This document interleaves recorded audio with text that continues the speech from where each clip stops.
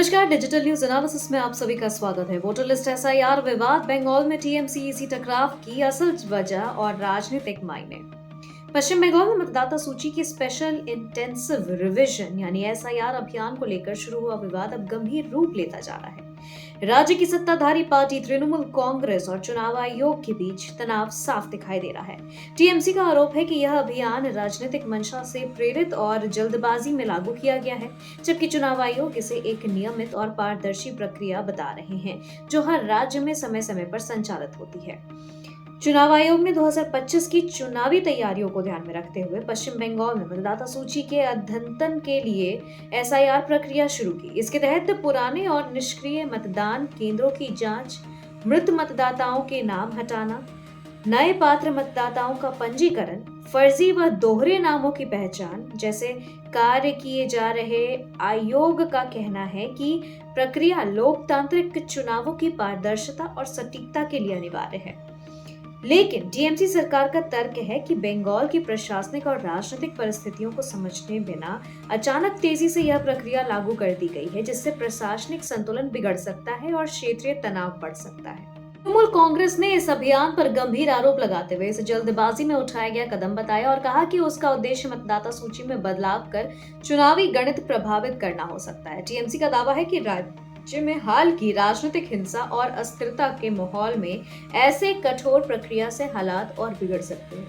एक वरिष्ठ टीएमसी नेता ने कहा है कि खून से सने हाथ पिछले सालों में 40 से अधिक लोगों की मौत हुई है। हिंसा के बावजूद आयोजन जमीनी हकीकत से आंखें मूंदे हुए है।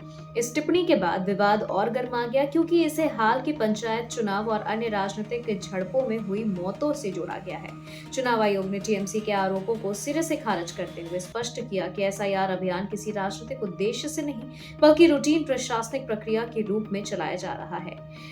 आपको बताएं कि हर राज्य में यह प्रक्रिया समान रूप से लागू होती है। इसमें राज्य प्रशासन के सहयोग की आवश्यकता होती है। मतदाता सूची की शुद्धता लोकतंत्र का आधार है। इसी का कहना है कि राज्य सरकार का सहयोग अस्वीकार्य तरीके से बाधित किया जा रहा है, जिससे प्रक्रिया पर अनावश्यक विवाद पैदा हो रहे हैं। विशेषज्ञों का मानना है कि एसआईआर विवाद केवल प्रशासनिक नहीं, बल्कि राजनीतिक संघर्ष का नया मोर्चा है।